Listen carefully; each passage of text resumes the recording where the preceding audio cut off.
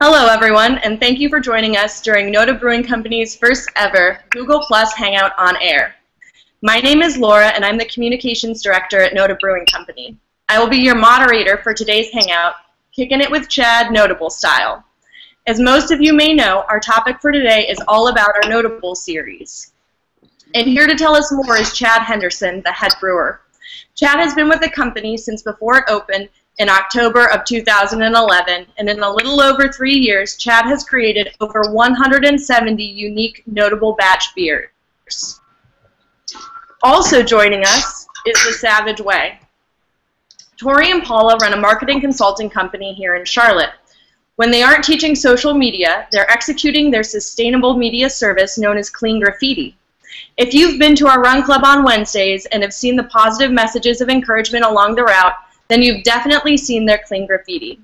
These girls will be assisting with our Hangout sessions and filtering through your questions on Google Plus and social media. Go ahead and follow them at The Savage Way on Twitter, and make sure you're following us as well at NoDa Brewing. Hopefully you already are. We're excited to have you both join our NoDa Hangout. Thank you. Why don't you ladies tell us a little bit more about your role during the Hangout today? Okay. I am Tori. Paula. And what we're going to be doing today is question and answer. There's a few ways you can participate with us. First off, I want you guys all to write down this hashtag. NoDa Hangout. Okay. All right. So using that hashtag first off on social, whatever portal you want, hashtag and join conversation or ask a question. We'll be checking all of the portals. The other way to ask a question is if you are actually on Google Plus. If you're joining this Hangout, in the top right corner of your screen, there will be a little grid. If you click that grid, you'll see two options: a showcase, and then a question and answer. So if you click the question and answer, it will enable that for you. From there, we will try to get to all of your questions. If we do not, Chad is going to stay up all night and answer all of your questions on the NoDa Brewing Google Plus page. And that should sum it up. Awesome. Thanks so much, ladies. And finally, we're joined by Daniel Hardis. Daniel runs charlottebeer.com and writes the Charlotte Observer's beer columns. He's also the author of 2 books on beer and writes freelance beer articles for publications like All About Beer, Our State, and Paste. Thanks for joining us today, Daniel. Thank you. And finally, now that we've introduced everyone, there's one more thing I'd like to mention before we get started with our Hangout. Since this is our first time using Google Plus Hangout on Air as a platform, and because it's a relatively new application, we may experience a few technical difficulties like dropped sound or a frozen screen. In fact, that's why we're running a little late today, and we appreciate your patience as we've worked through those technical difficulties. We're doing our best to make sure that everything runs smoothly and hope that you'll hang with us along the way. Let's get started. Chad, can you tell us what is the NoDable Series, and how did you guys come up with this idea? The NoDable Series is basically a balance that we've had. We got inspired from a brewery that was up in Portland, the Right Side Brewing, and they were doing small batch beers every week as a special release thing for their tap room. And when we were in the conception stages, we thought that was a pretty neat idea. And we thought about the implications of how we could use it to be a testing platform for us to test different styles out, and also to just keep the creative gears rolling. So we pretty much took the challenge to make a new small batch beer off of our what we call our pilot system, which is about 10 to 15 gallons of product. And we put it out every Tuesday, and we call it the NoDables. And each one is a unique beer, and we use it to basically test new ideas, experiment with different procedures, and also to see if we have a beer that might become something bigger on the production system, like a new seasonal or a specialty tap. And we have videos accompanying them to kind of give the background story for each one, and ultimately it just gives us a chance to keep our creative gears educated. And it's hard. It is definitely a challenge. Very understandable, and I'm so glad that our friends at Breakside shared their idea with us and that we've been able to make it our own despite the challenges. I definitely can tell that it's kept your creativity gears turning. Now we're going to turn to Daniel. Let's hear what kind of question he has for us today. Yeah, so obviously a lot of the beers you guys have brewed, Chad, have gone from the pilot batch to the big system. I'm wondering if there are any beers that you've brewed that have used ingredients that are so costly that you can't brew them on the production level, or you've had to kind of change your recipe to do that. We definitely had some beers that were frighteningly expensive to make. The best example of that is a pretty limited release that we just had called Hopcakes. When I first made that beer, I went and bought all the maple syrup at the store, at the grocery store. And I don't know if you went to the grocery store and tried to buy gallons of maple syrup, one bottle at a time. It's pretty expensive. So when we thought about it on the scale up to a 15-barrel batch from a 15-gallon batch, the cost would have just been ridiculous. But after looking through sourcing and bulk buying, we were able to still spend a lot of money on it, but it was nowhere near as expensive as we had hoped. Or I thought I had feared that it was going to be. There hasn't been anything that we physically can't brew. There are some that are a little bit more expensive than others, and there are some that when we make, there's like an infusion or something like that that just doesn't make any sense for us to do it on a big system. I have a beer coming out today actually that's called Melon Baller Belgian Pale Ale, and it's using a bunch of smashed up cantaloupes in it to get a little bit of melon character in it. In order to do that on a big scale, it's not as much that the cost for the product would be astronomical, it's just the time and just the bulk logistics of trying to shove hundreds and hundreds of pounds of that cantaloupe down into one fermenter and try to sit there forever and try to clean it out. It's a lot easier when you have it in a little portable container and you can easily dump the stuff out of it when you're done. Thanks for that answer, Chad. I know I've been excited to see some of the NoDables turn into larger production beers, and hopefully we'll be able to continue doing that in the future. I'd like to turn it over to Paula and Tori right now to see if any of our audience members have any questions. Remember, folks, you can ask us questions by clicking on the grid in the top of your screen and then choosing the question and answer application, or of course just using Google Plus or Twitter. What do you have for us, ladies?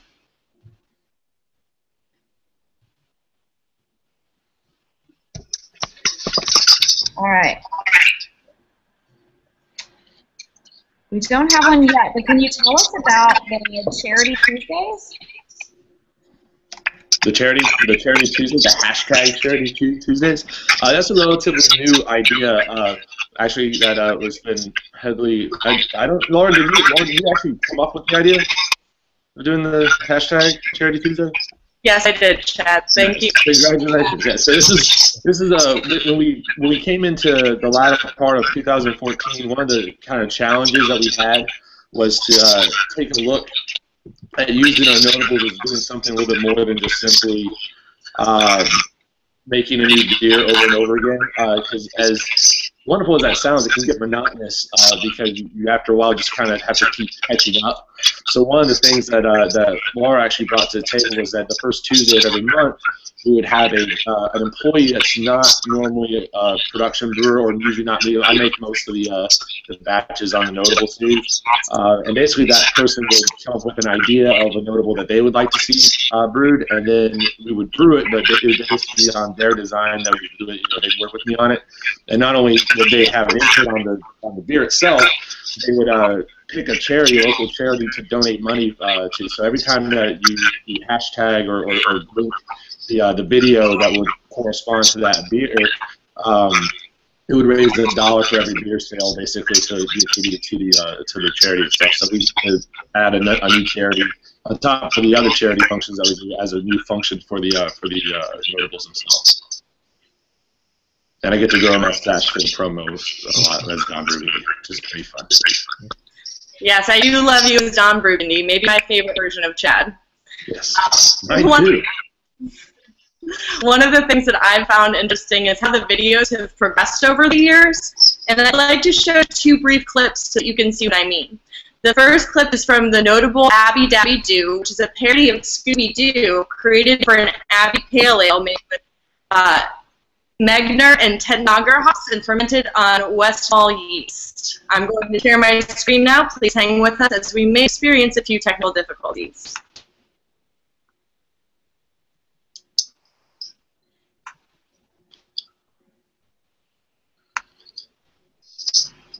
Hi guys, Chad Henderson, head brewer here at NoDa Brewing Company. I was really looking forward to being able to talk to you about this week's upcoming notable release called Abbey Dabby 2. It's a Belgian-style Abbey ale, 5.5% alcohol. It's quite delicious. Problem is, though, I can't find it, and I'm pretty sure that someone actually stole it. So I called in some friend of mine, really good at finding stuff, and let me see if we've solved this little mystery we got here. All right, guys, let's bring it on in. Bring it in salt. This is everybody though. Scoops! Scoops! Where's he at? Ah, there he is. Thanks for joining the party, ladies. Alright, well anyway guys, now that we're all here, I think the best thing to do is to split up in two groups. Elma, Shaggy, you guys take Scoops, check out the brewery, the back room, all the office space, even the exterior of the building. Scotty here around here somewhere. Me and Daphne are gonna be at the bar. That hat's coming, by the way. They look professional for once. So guys, here.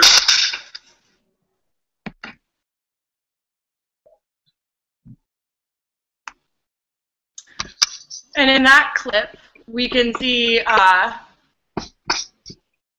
how little equipment there is in the brewery. And now I would like to show you a clip of a more recent video, Yippee Cayenne Mother Shucker. This video is a parody of the first Die Hard movie and was created for an oyster stout randled through cayenne peppers.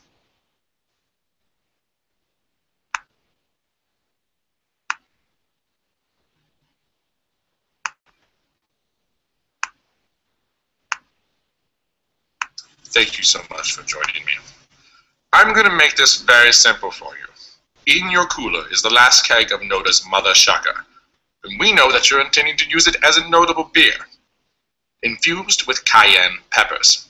We need access to this beer, so you are going to give me the code to the cooler, and no one will get hurt. Code? You want into the cooler? Why, you're no true beer connoisseur. You're just common thieves. Easy now. There's no need for anyone to get hurt here. Give me the code. But I'm telling you, there is no code.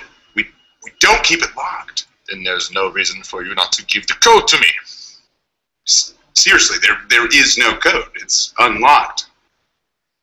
There's literally no code. I guess you're just going to have to kill me.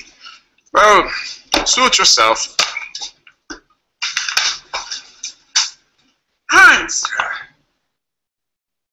Check it out. Come on out. If you show yourself now, I won't hurt you. No one is coming to save you. You might as well come out.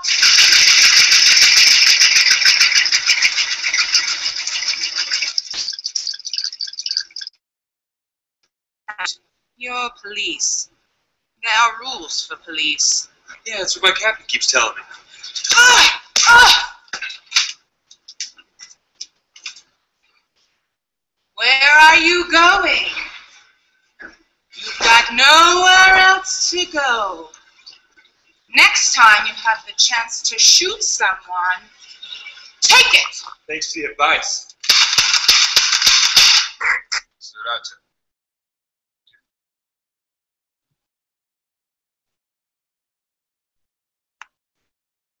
And in that video, we can definitely see that there's much more equipment in the brewery. I think that these videos are an interesting exposure to how Chad's style has changed along as the years, as well as how the brewery has grown over the past few years. Chad, can you tell us a little bit more about what kind of expansion NoDa Brewing has seen between these two videos? Yes. Yes, I can.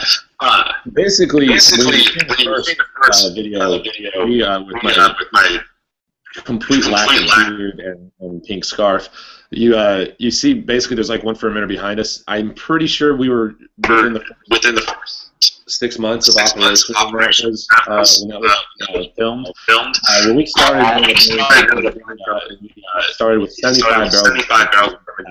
And basically, our 15-barrel brew house had vessels to place the beer in. We had 50-barrel fermenter and 2 30-barrel fermenters. At the time that video was filmed, I believe we had just purchased 2 more 30-barrel fermenters from that brewery. And so that was it. That's all we had. Right now, and at the time of the shooting of Cayenne Mothership, we have 600 fermentation, and then several other vessels along the way that we've added in. So basically, there's not many square foot of space that don't have tanks sitting in them. So as you can see, it looks pretty convoluted in there, and that's a pretty normal reality from us. All the tanks basically exist just wide enough for us to walk through and get some kegs through. So we are pretty much maxed out right now. We have 14 fermenters. Most of them, I believe 9 of them are 60-barrel firms. We tried to put 90-barrel fermenters in there, but we couldn't fit them in the building. So they're just a little too tall. So, it's been a lot of growth and expansion. And also new things like, 2 automated keg washers, extra hot liquor tanks. We added a whirlpool. We added a lot of extra tanks that aren't just fermenters, but you can tell how much more tight and convoluted the brewery was compared to those 2. Thanks for that information, Chad. It's definitely exciting to hear how much the company has grown and is continuing to grow. Let's go back to Daniel to hear his next question. And Daniel, I would love for you to tell me if you can hear me better now that I'm wearing headphones instead of previously when we potentially had some feedback.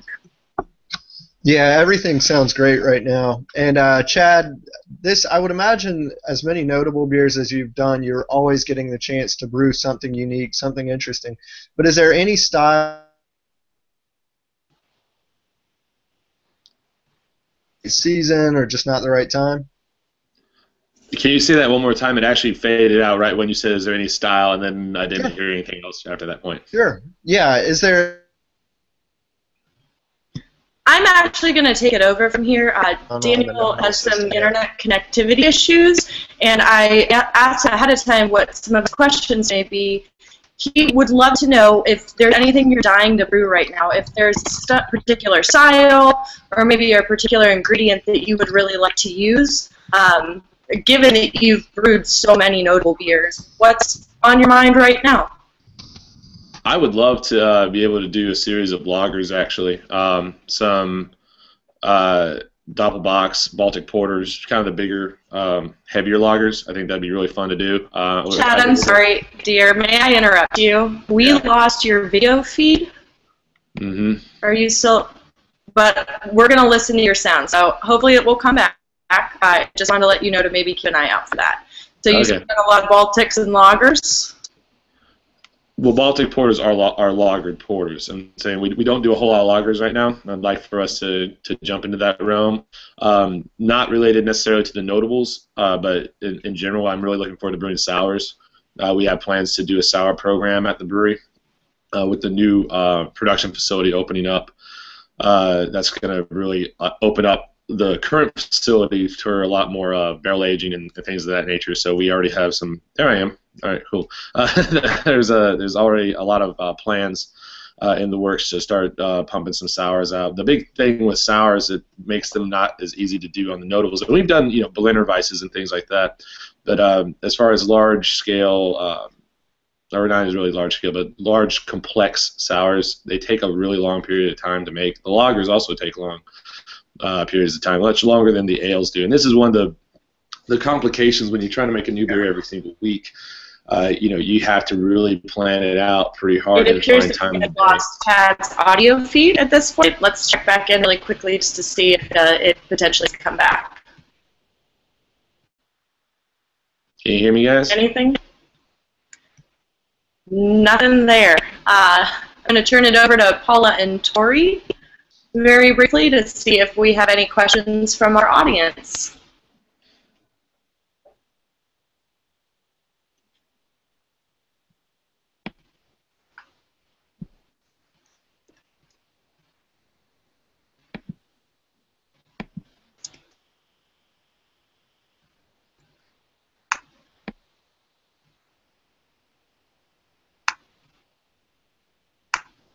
Chad, will you try talking for me one more time? Yeah, can you hear me? You got anything? Mic check. I've turned my mute on and off. I don't know if it... Oh, you're back. You are back. All right, we good? Yes, sir. Thank you for answering that final question. And Paula and Tori, will you talk for me, ladies? I still cannot hear you. I can't hear him either. If you can hear me, if you want to just have them write the question, and I can just answer it from there. So what we're going to do is I'm going to ask Paul and Tori to G-chat me the next question, and then from there I'm going to ask Chad. Ladies, if you wouldn't mind typing out what the question.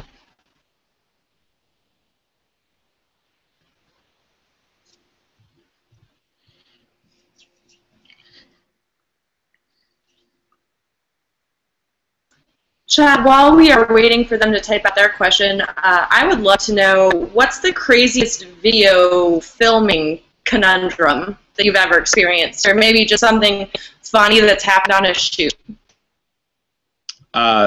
Getting Marley to walk across the screen during the Abby Dabby Do parody, that took like 17 takes. It was ridiculous to get that dog just to walk across the stage. That's why when he finally did, I was like, well, thanks for showing up so late, and we just kind of went off of that. We literally had Todd and Susie on either side of the brewery, literally like calling and like trying to debate him to come over without being fed into the audio. So that was kind of weird, just because we didn't realize how like difficult it was going to be to just get a dog to literally just walk across the screen. But you know, Marley's kind of camera shy sometimes. The other hardest one actually was the one we shot last night. Probably was doing the wrestling match stuff when we actually we just get slammed around on concrete. We need to find some mats or something like that. It's pretty taxing on a physical basis to keep repeating getting flipped over by people. You know, when you're trying to do that. That is yet to be seen. That one's going to come out in a couple weeks, but that's a pretty taxing process itself. But yeah, but Marley was pretty difficult. Thanks for sharing that with us. I'm seeing a few questions come in from the audience. One is, are there any notable releases you'd love to see for mass production or bring back similar to what you did with Hopkicks? Yeah, there's a lot of them. There's some batches that, you know, we try them, and, you know, when we do them on the Notables, we really don't know what they're going to be like until the day before. Just because the time frame to get them ready is usually pretty rushed, so we're carbonating them like, you know, the day of or day before we actually put them on tap.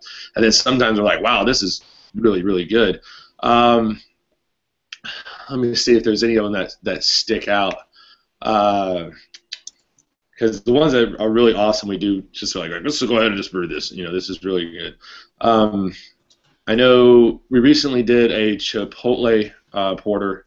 It was the Luchador one that I was really happy with because we tend to go pretty light when it comes down to pepper beers, and I'm not a big fan of the really over the top pepper infusions. But this one was just dark enough and like just rich and smoky enough to really just send it home. And I really liked how it turned out.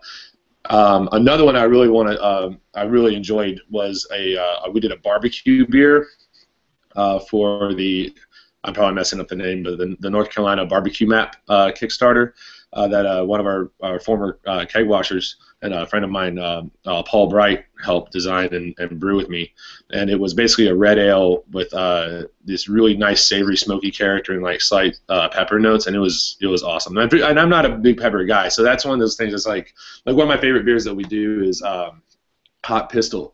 The NC beer guys actually won our Pro-Am with. I like that beer so much because of the complexities in it and the fact that it was a pepper beer that actually still had a lot of other beer characteristics with it and whatnot. So I love taking something I'm normally not that big of a fan of and seeing it actually come out, you know, really nicely. So anything that I'm not normally excited about and then actually turns out really well, I get more excited about that than something I expected to be awesome and it ended up being awesome. It's like, well, that's what it was supposed to be.